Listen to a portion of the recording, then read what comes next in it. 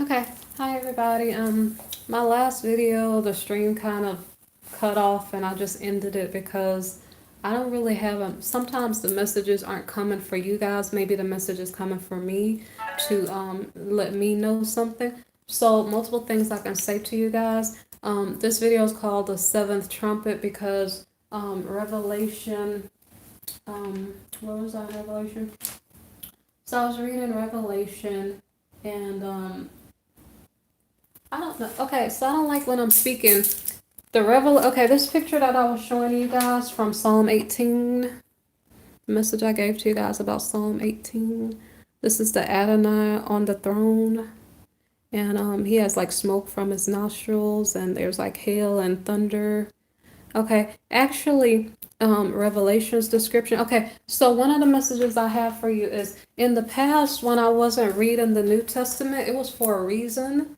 And so now the New Testament is coming up more in my face. The reason why, so I was telling you in the previous video, a lot of epiphanies are coming to me, but I don't know how many of them I'm supposed to share with you. So one of them is the reason why I was not supposed to be in the New Testament was because I was supposed to figure out who was whom and search out the Old Testament and study it and know what is for fact and what is not. I'm still not holding the New Testament as a reference, but I'm being shown messages out of it more often lately. So it almost seems like I was called away from the New Testament on purpose, although to me the Old Testament is still the Bible, but I'm getting a couple messages from the New Testament. So one of the messages I was getting earlier in the week was it actually came maybe a week and a half ago. So it was saying this is Jesus, King of the Jews. So it's like trying to reveal to me my in my mind and my spirit. What I try to do is figure out who is whom, who is Elohim, who is the trying to figure out who is whom. And so I had to search out the Old Testament too because well I believe the Old Testament is relevant. But I had to search it out, and then when I start getting answers of who is whom, now all of a sudden now I'm being shown more of the New Testament. Not necessarily for it to be a reference point, but for me to put the facts together so everything is kind of being more clear. So I was getting a message like I said about a week and a half to 2 weeks ago about this is Jesus, King of the Jews. He is risen. I'm getting all kinds of messages from the New Testament. When I was searching for answers to certain things, like I'm connecting the dots, and it's really, really interesting to me. And I know you guys are probably interested to hear what I have to say about it, but I don't feel like I'm supposed to speak about it. I just have some like simple messages to tell you guys that I am being shown who is whom, and it makes me kind of feel good that at least I know the reasons why, why I was supposed to do the things that I was doing. I feel like I'm not sure if it's the epiphanies are coming because I was trying to be observant and obey the Creator and do the things that He asked me to do as far as observing and keeping His commandments and statutes, and it feels good to obey Him. And we know that we're His children when we obey Him. That's how we show that we are His children. There's some things so actually I have so many different messages. Some of them are personal, some are about who is whom, but some of those things don't need to be revealed right now. But some of the messages I was getting has to do with, say for instance, okay, so I was writing a lot of notes. So Samaria, how is Samaria relevant? So let me go to Micah. Let me go to the Bible that I was using for this study. So sorry that it seems like I'm scattered, but that's because I don't really have a specific message for you guys. But okay, so in the book of Micah, it was saying that okay, a lot of messages I was getting, so I can read those to you guys. Okay, so it's saying here, what did Israel do? Okay, maybe I should go over there and speak to you guys. So let me check my note page over here. And I'm not sure if someone's at my door.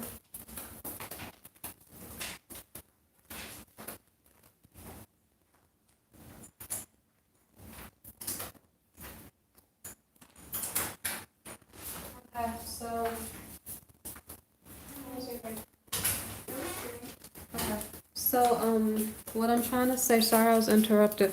Okay, so one of the messages is about Samaria, like the children of Israel, the things that they were doing. Okay, so the Adonai, our king, he is explaining something to us about um what are the things that his people are doing. So let me just go around here. I can carry my notes page over here.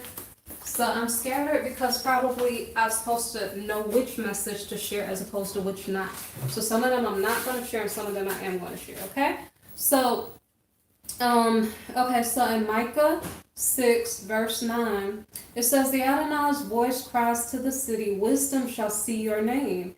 Hear the rod who has appointed it. Are there yet treasures of wickedness in the house of the wicked, and the short measure that is an abomination? So the short measure that he's talking about, say for instance, 20 years ago you went to the store, you bought a container of ice cream, and you got like let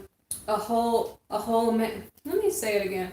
Like, okay, the ice cream might not be the right measurement. An example, okay? An example of if you're getting less than what you think, if it's labeled 1, but then you're getting less than what it's labeled as, and it's kind of like saying, it says, Shall I count pure those with the wicked balances and with the bag of deceitful weights? Okay, so these are things that Israel is doing that the Adonai is upset about. So he's talking about wicked balances. Like you're saying you're going to pay somebody in full, but you pay them short. You're saying you're going to manufacture a certain amount, but then you manufacture short or something. He's saying like your measure is too short. You're giving the people less than what they asked for. And he's saying there's a bag of deceitful weights. So say, for instance, justice is about the scales being balanced, okay? And so the balances wouldn't be right. It's kind of like if you get on the scale and it says you weigh 50 pounds more than you actually weigh, or 50 pounds less than what you actually weigh, something like that. But this is about production and like pricing of things. So I'm getting like all complicated and all over the place, and that's because like when the Adonai gives me messages, so these are kind of messages I'm getting clarity on a lot, but I just sound scattered because if it were up to me, I wouldn't make a video today. I just have to make the video, so that's why I'm making it. So anyway, so it's saying here, for her rich men are full of violence. So one count against Israel is that you're not weighing things out properly. You're giving people less than what they're supposed to get or something like that. The rich men are full of violence. So what does that mean? Violence can come in many forms, such as abusing people. Violent.